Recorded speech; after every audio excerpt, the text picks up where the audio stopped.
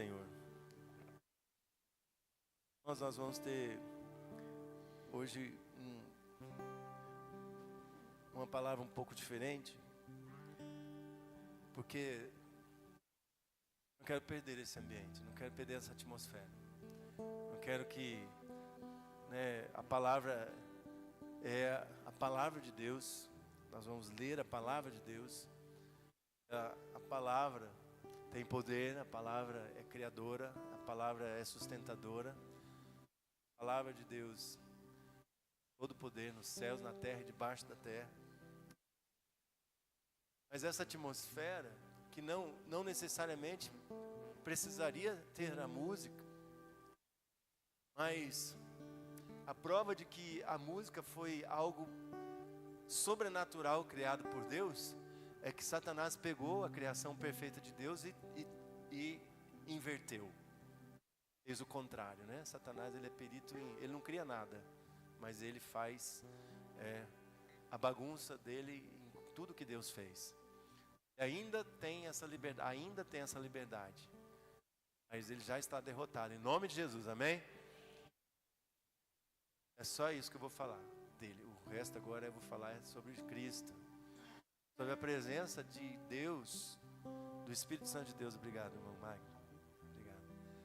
A presença do Espírito Santo de Deus. O Espírito Santo de Deus, meu irmão, é a presença de Cristo em nosso meio. Então, se eu falar Cristo ou o Espírito Santo, não muda muita coisa, não.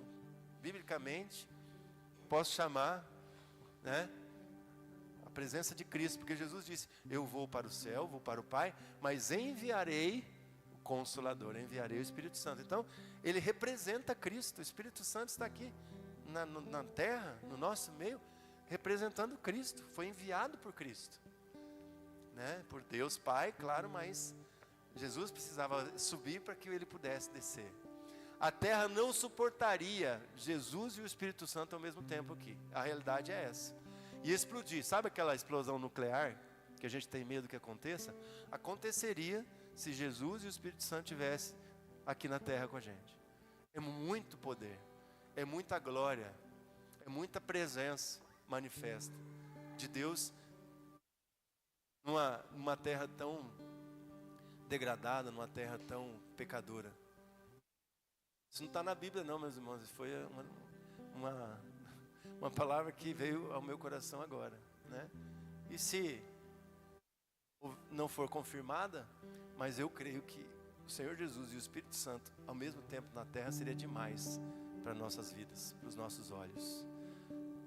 Deus falou para Moisés, se você me ver, você pode morrer.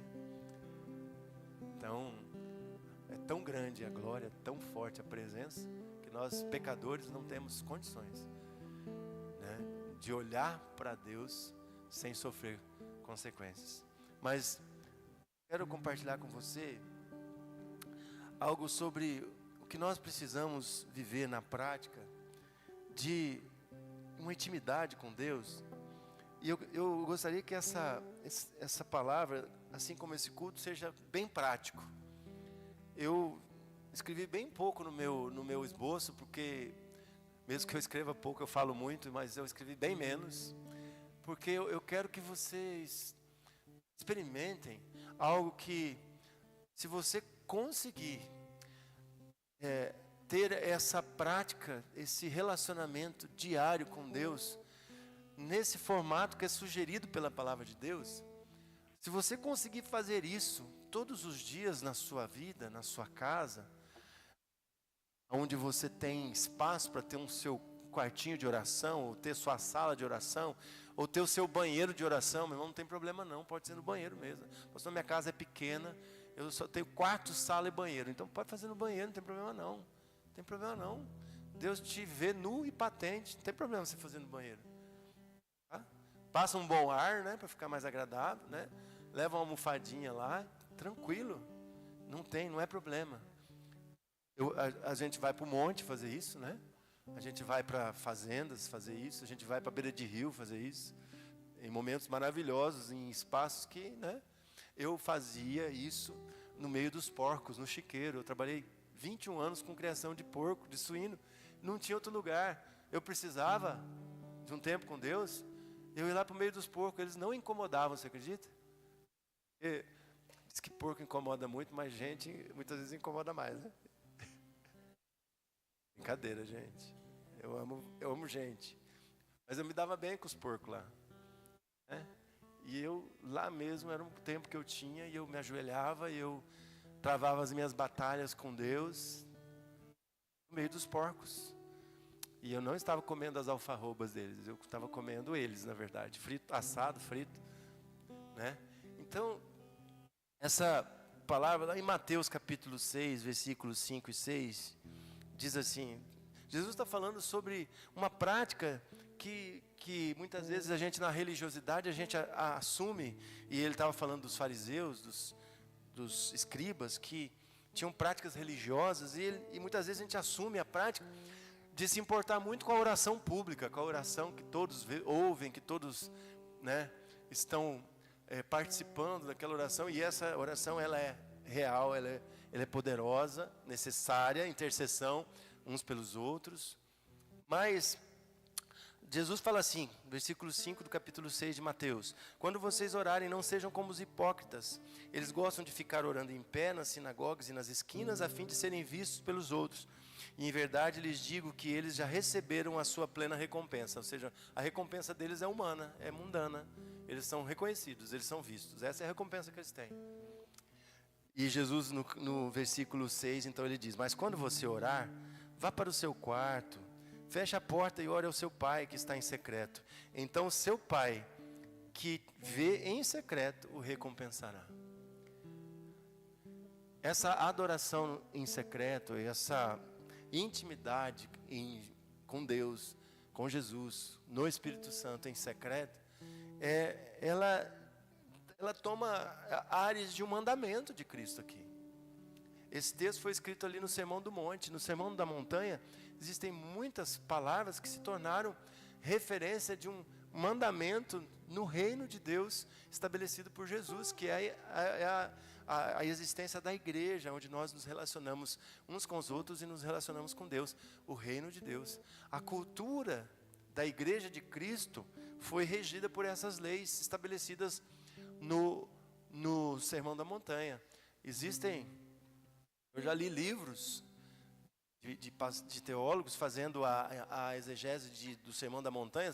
São 4 capítulos de Mateus aproximadamente que contém esse sermão, alguns correlatos, e eu li um livro com mais de 400 páginas só sobre o Sermão da Montanha, os princípios que foram estabelecidos por Jesus para o reino de Deus, através dessa pregação que está aí em Mateus. Ela começa a partir do capítulo 5, falando sobre as bem-aventuranças.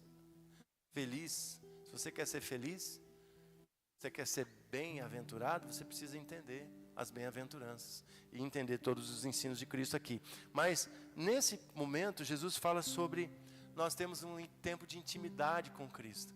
E eu quero fazer uma pergunta retórica, não me responda, mas quanto tempo por dia você tem de intimidade com Jesus, com o Espírito Santo de Deus? Quanto tempo por dia você faz você gera essa atmosfera que aconteceu, que nós geramos aqui, neste momento em que nós estamos adorando ao Senhor, nós estamos contemplando ao Senhor? Reflita sobre isso. Você não precisa me dar resposta, cada um tem a sua. E eu quero dizer para você que quando Jesus se torna o nosso Senhor, o nosso Salvador, nós precisamos mudar a nossa vida, nós precisamos mudar a nossa agenda, nós precisamos mudar os nossos hábitos.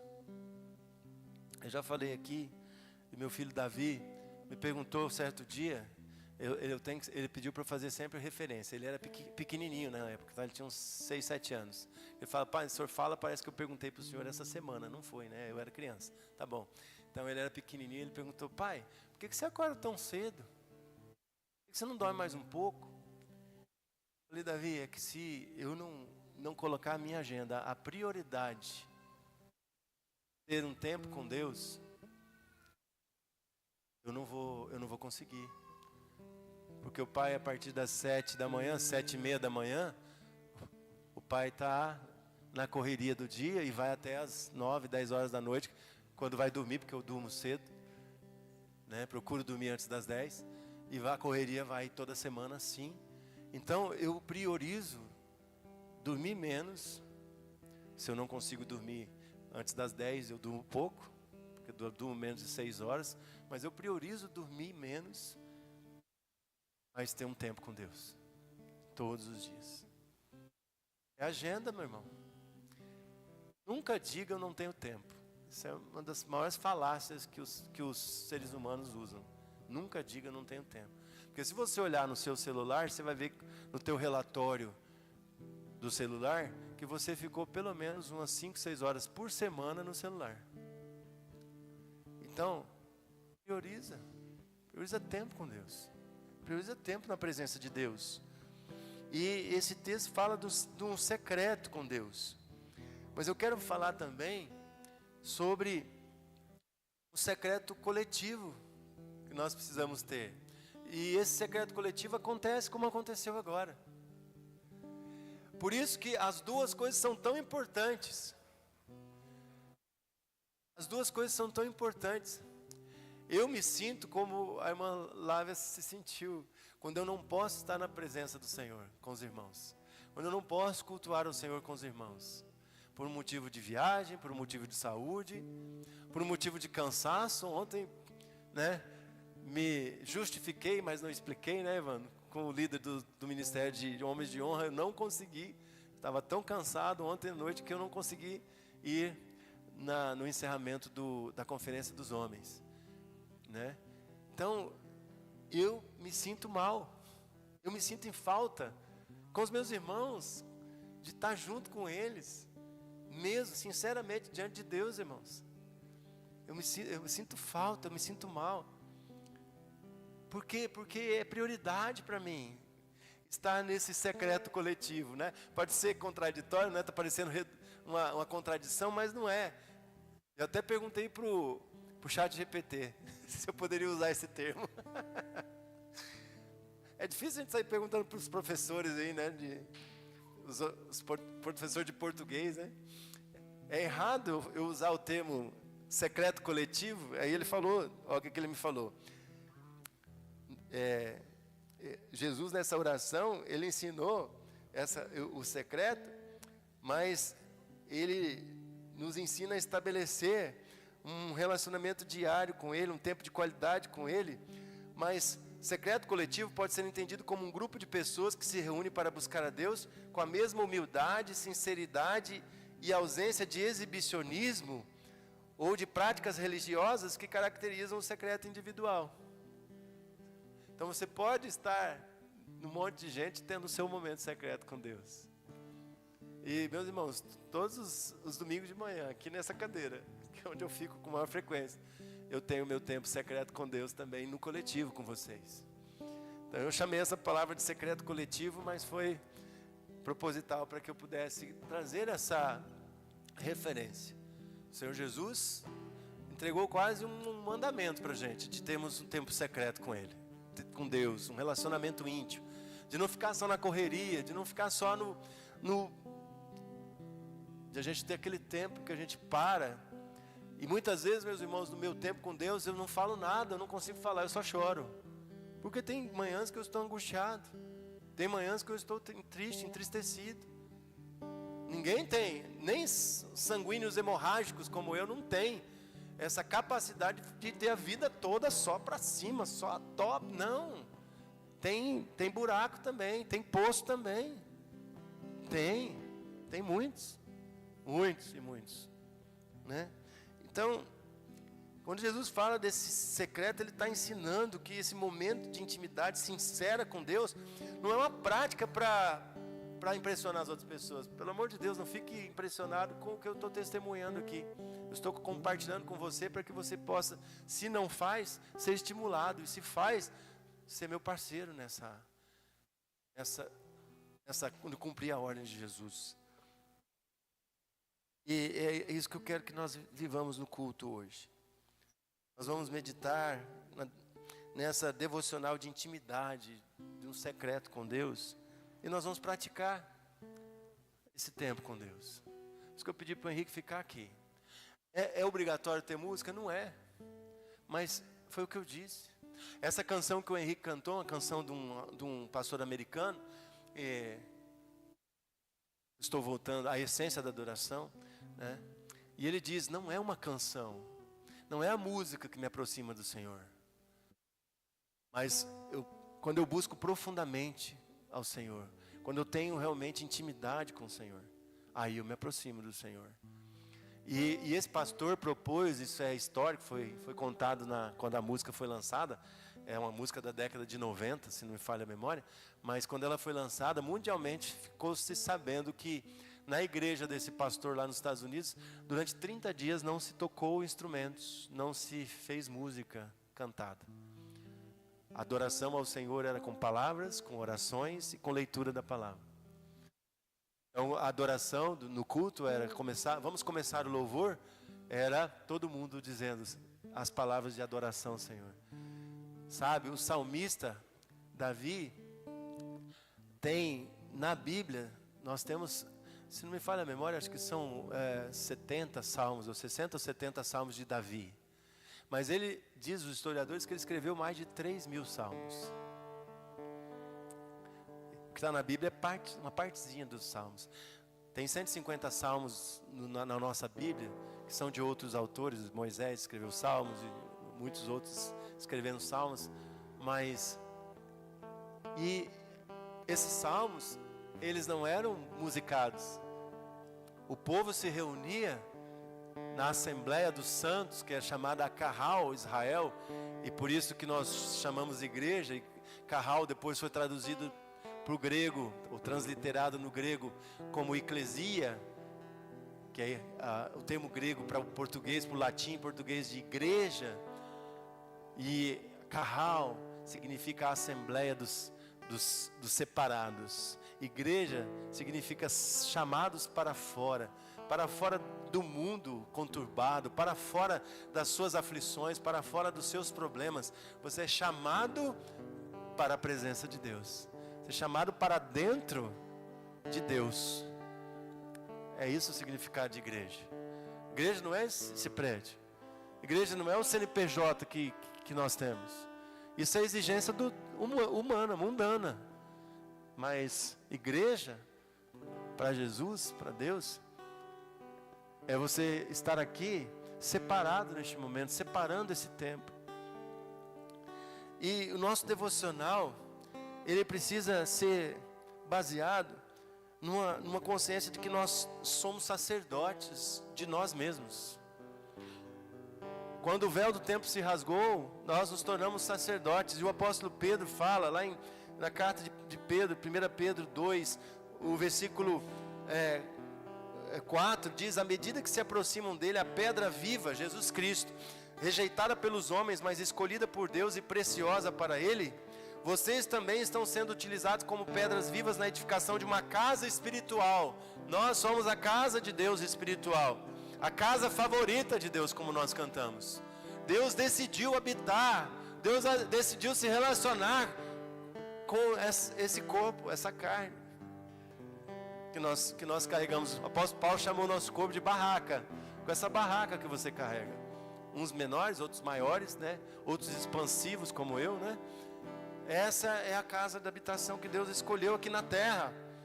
E Pedro continua dizendo assim: vocês foram edificados em uma casa espiritual para serem sacerdócio santo, oferecendo sacrifícios espirituais aceitáveis a Deus por meio de Jesus Cristo. E lá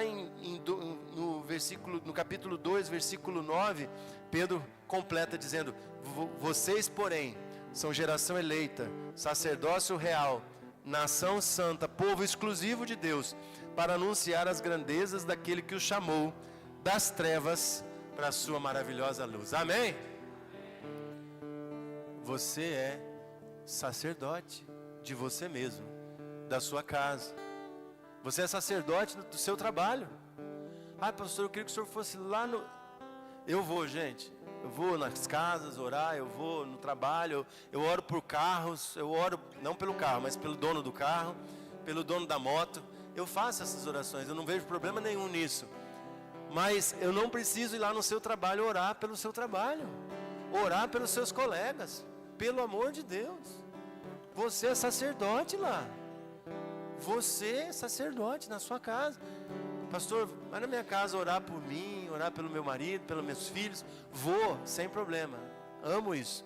Mas na sua casa você tem mais autoridade que eu, porque você é o sacerdote lá, você é a sacerdotisa lá.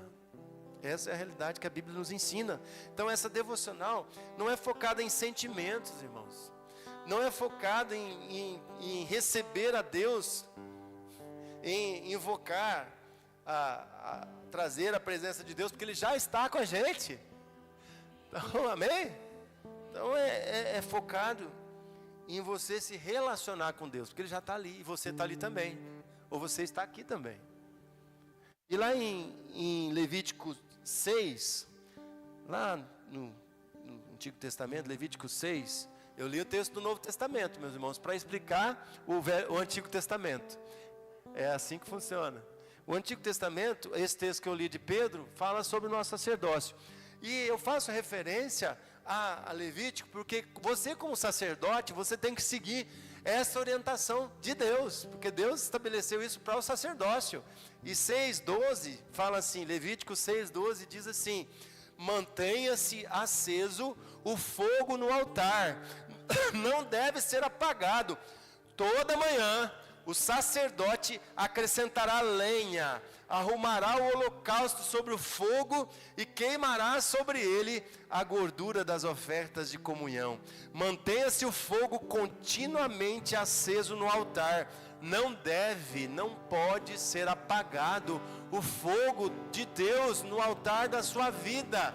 Essa é a expressão de um ambiente, de um lugar secreto e de um lugar coletivo secreto, onde nós temos que manter a chama acesa, a presença do Espírito Santo queimando em nossos corações, queimando os nossos pensamentos malignos, negativos, dando a nós pensamentos de Deus, pensamentos que nossa mente seja levada cativa a Jesus, que a nossa mente pare de maquinar, de manifestar pensamentos malignos, porque quando você está cheio de lenha, quando sua chama está acesa, quando o fogo do altar ao Senhor está queimando continuamente, diariamente, todo pecado é queimado, todo pensamento negativo ou maligno é queimado, o espírito maligno é expulso onde você chega. Tudo é transformado na sua vida, na vida daquele que está constantemente queimando no altar do Senhor. Aleluia.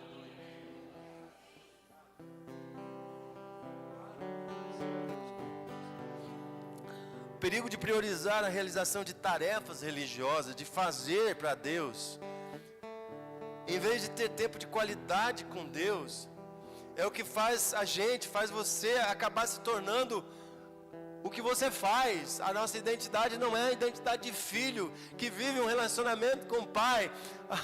Eu cansei de falar para o meu filho: filho, me ajuda a lavar o carro, vem cortar a grama. Mas se eu não pegasse ele pela mão, não levasse ele comigo lá e botasse a mãozinha dele na máquina de cortar a grama, ele não ia. E isso me fez abandonar meu filho, odiar meu filho? Não. E Deus é assim também. E Ele já pegou na sua mão, amém? Então só depende de você ir.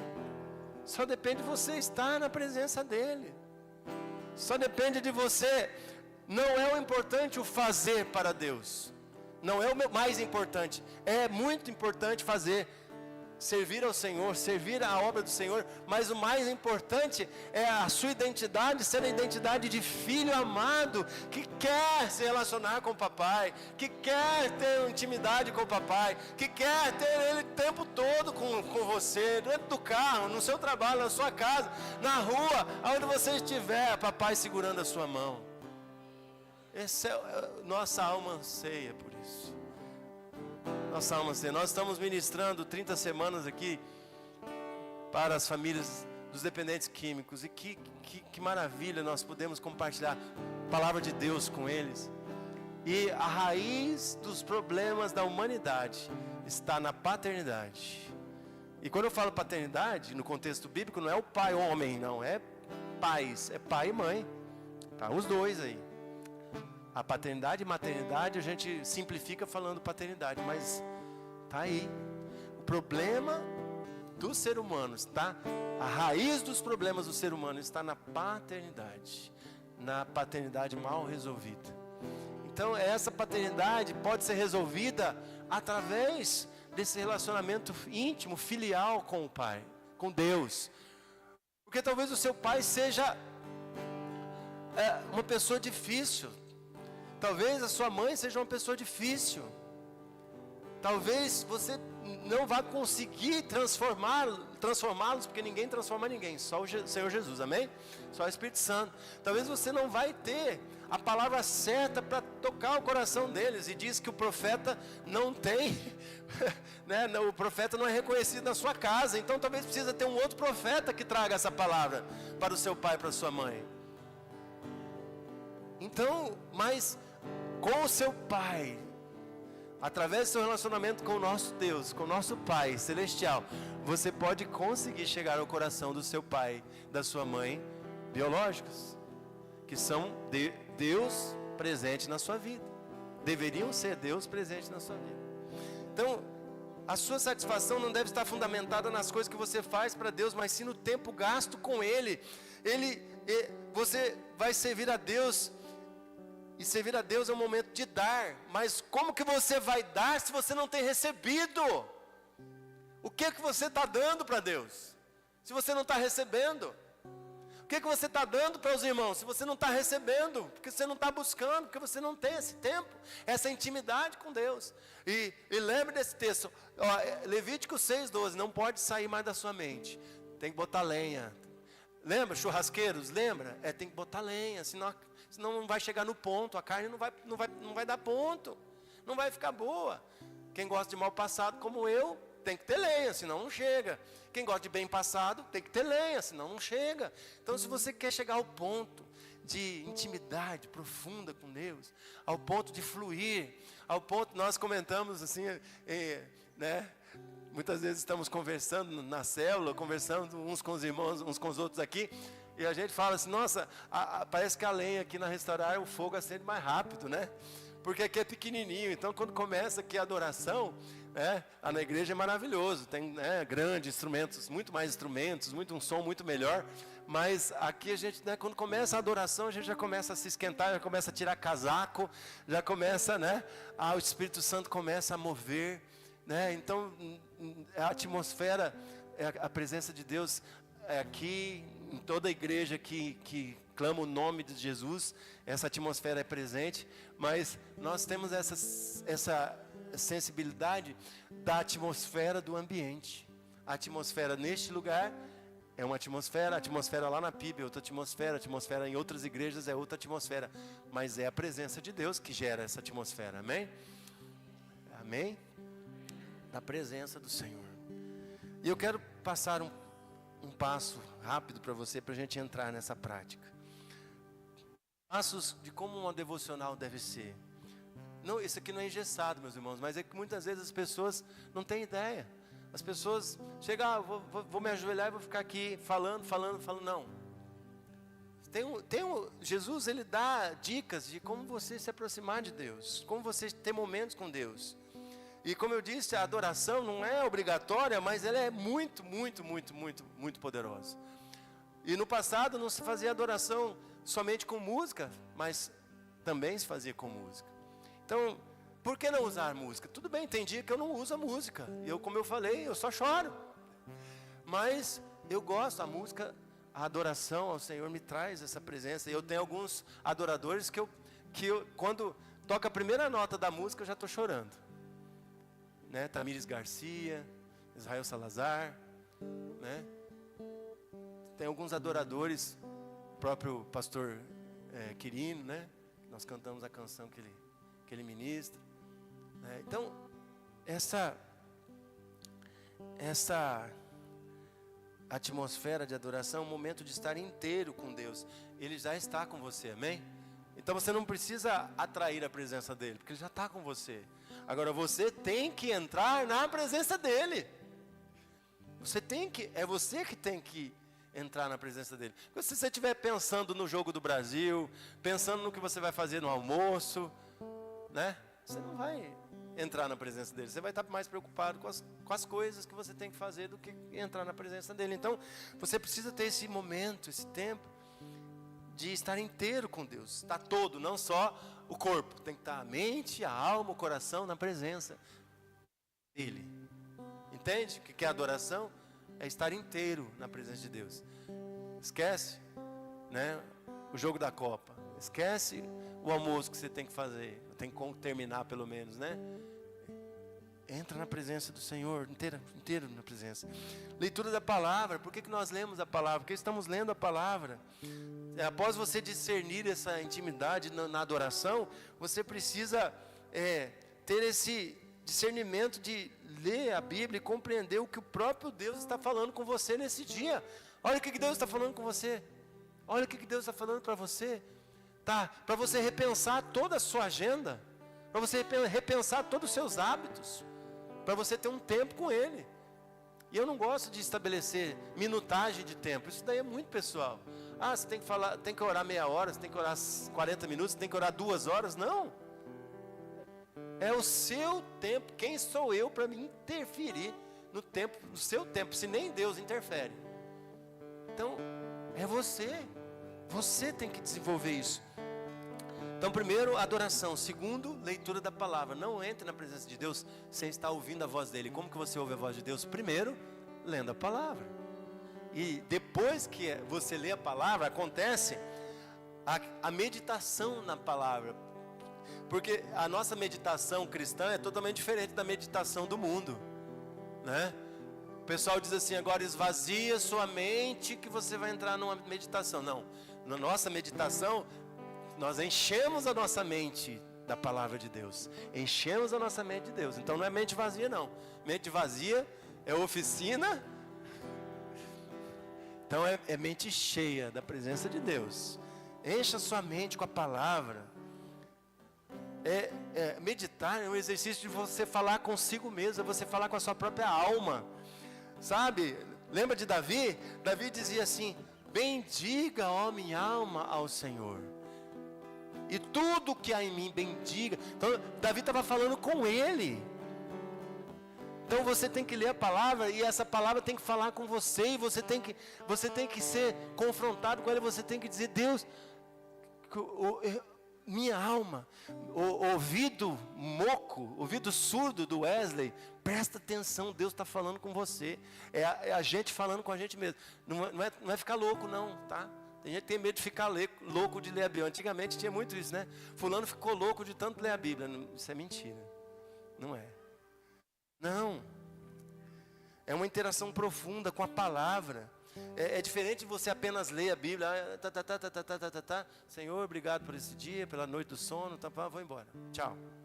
Não. É a palavra entrar dentro de você e fazer esse trajeto aqui, ó. É o trajeto mais curto físico, mas é o trajeto mais longo espiritual que existe. Dá uns 30 centímetros ou 40, depende do tamanho, né? Acho que o meu dá uns 40. Dá uns 30 centímetros daqui até aqui, no coração. Mas tem gente que até hoje a palavra não desceu ainda, não alcançou ainda o coração. Está aqui. Conhece, lê, mas não chega no coração. Então essa palavra tem que entrar dentro do nosso coração. É um processo de fazer o texto descer ao seu nível emocional e prático. Não é só o racional. É fazer a palavra de Deus penetrar dentro do centro das suas emoções e das suas decisões, que a Bíblia chama de coração, que nós podemos chamar de alma, que nós podemos chamar de mente, de cognição. Não, é a presença de Deus invadir você. E no final, você pode concluir com oração, mas eu sugiro que você ore mais a palavra de Deus. Ore mais a palavra de Deus. O orar a partir da palavra, você está orando aquilo que Deus prometeu e declarou sobre a sua vida. Você está orando e não fica só baseado nas suas petições, mas fica baseado nas verdades infalíveis, nas verdades verdadeiras, poderosas, da promessa de Deus sobre a sua vida, do que Deus tem preparado para você, do que Deus quer realizar na sua vida. E garante, essa oração da palavra garante que os seus pedidos estejam alinhados com a vontade de Deus. Porque senão, a gente só fica pedindo para a gente, né? Ó Deus, cura o meu umbigo. Ó Deus, cura o meu ouvido. Ó Deus, né? Me dá. Ó Deus, preciso resolver. Ó Deus, preciso vencer. Então, saia desse contexto de apenas orações egoístas e venha para um contexto de oração da palavra, onde se manifesta a vontade de Deus. Pai, que a minha mente seja transformada e que eu não esteja enquadrado pelo esquema deste mundo. Eu gostaria que você fechasse os seus olhos agora. Você poderia ficar com os olhos abertos, se você quiser. Eu também não vou exigir que você fique de olhos fechados, mas eu queria que você, neste momento, nós vamos permitir que a presença de Deus que está aqui, que Ele se movimente no nosso meio. Eu gostaria de te convidar a ter, enquanto Henrique vai estar ministrando, você vai também adorar ao Senhor, mas eu gostaria que você estivesse deixando esse secreto coletivo fluir neste momento mais uma vez. Nós estamos adorando ao Senhor, nós queremos meditar naquilo que o Senhor Deus quer falar conosco, já falou e quer continuar falando. Vamos declarar, vamos adorar ao Senhor. Declare que você é livre neste lugar, você é livre para adorar. Oh Senhor,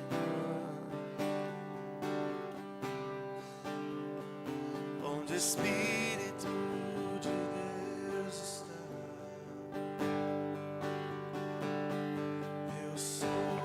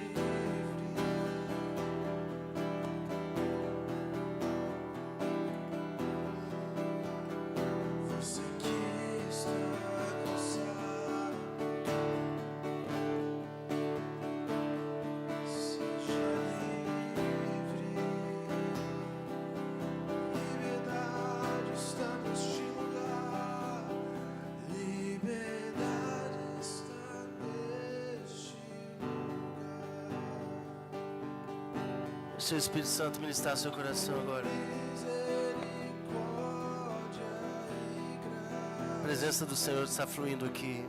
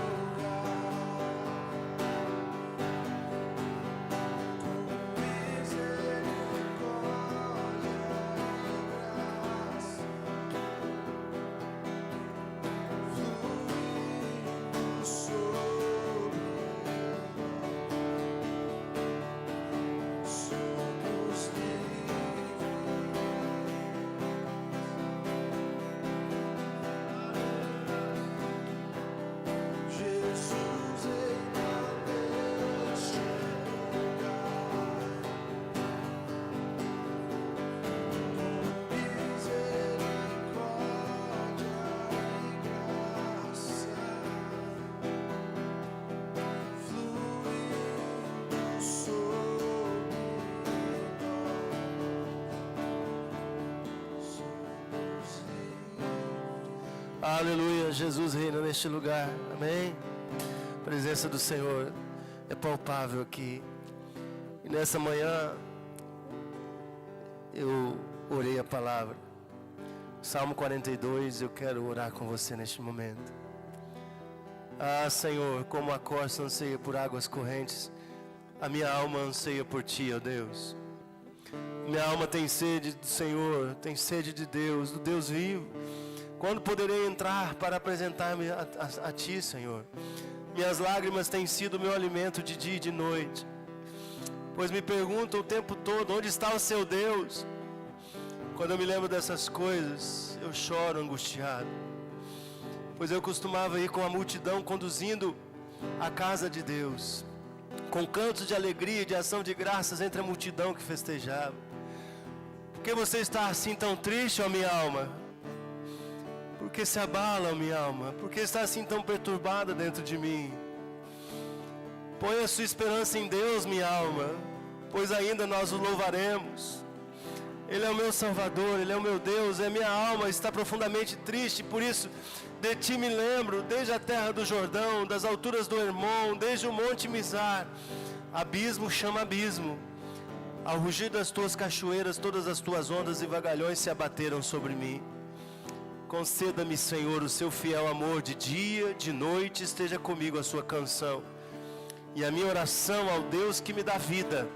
Direi a Deus, a minha rocha, porque Te esqueceste de mim? Porque devo sair vagueando e pranteando, oprimido pelo inimigo? Até os meus ossos sofrem agonia mortal. Quando os meus adversários zombam de mim, perguntando-me o tempo todo, onde está o seu Deus? Por que você está triste assim, ó minha alma? Por que está assim tão perturbado dentro de mim? Ponha a sua esperança em Deus, pois ainda os louvaremos. Ele é o nosso Salvador. Ele é o meu Deus. Meu Deus, meu Deus, eu ainda Te louvarei. Eu ainda Te louvarei por todos os benefícios que o Senhor tem me feito, Senhor. Oh Deus, aleluia. Nós Te adoramos, Senhor Deus, nessa manhã. Recebe, Senhor Deus, a nossa adoração. Recebe, Paizinho, nosso louvor. Recebe a nossa oração, Pai. Eu estou livre, Senhor Deus, de todo pesar. Minha alma, Senhor Deus, é consolada pelo Senhor. Minha alma é fortalecida pelo Senhor.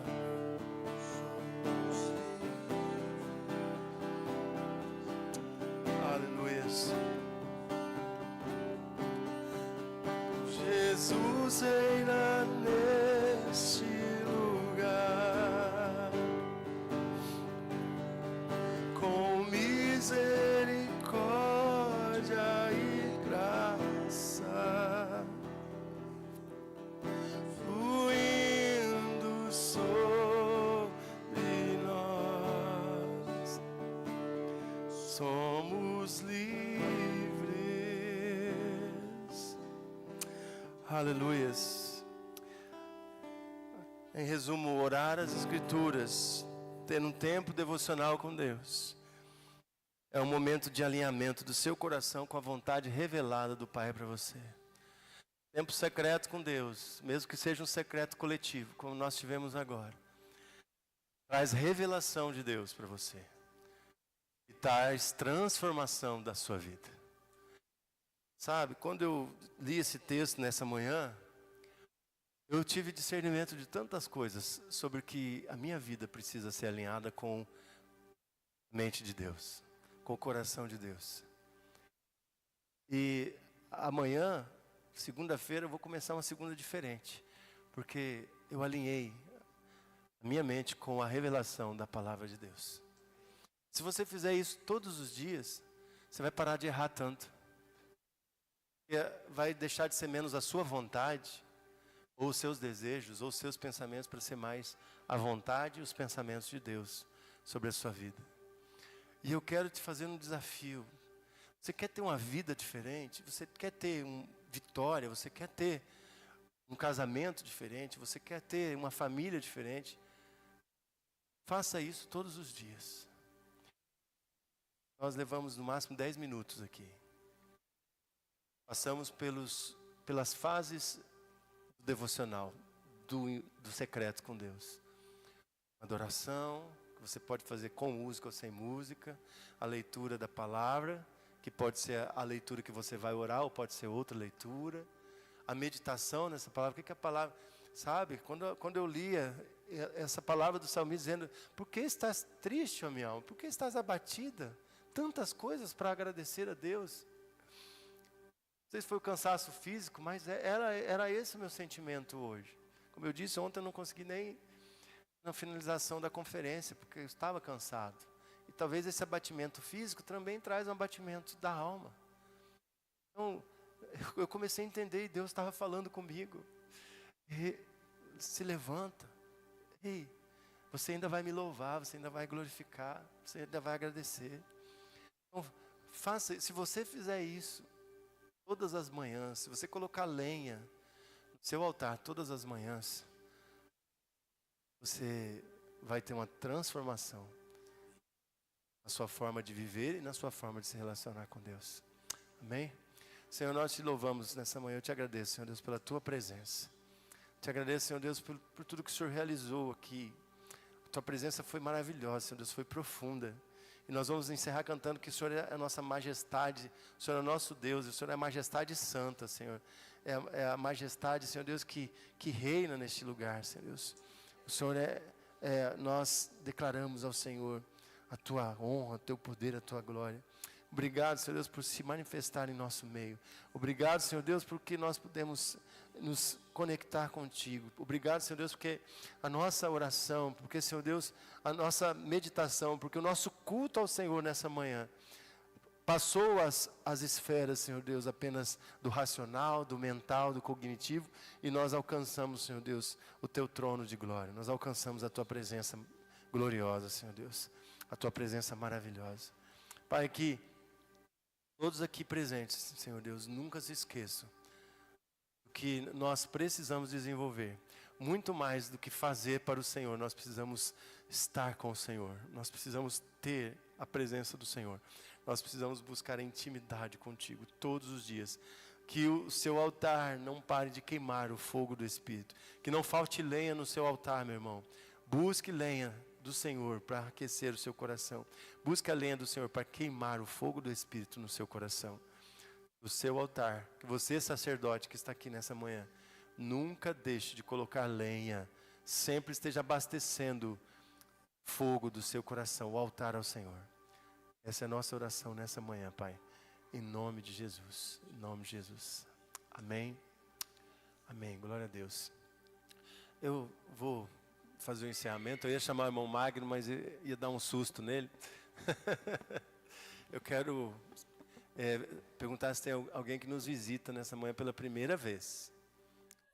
Olá, obrigado por você estar conosco até este momento na comunidade Restaurar. Você pôde ouvir a palavra de Deus e ser tocado pelo Espírito Santo.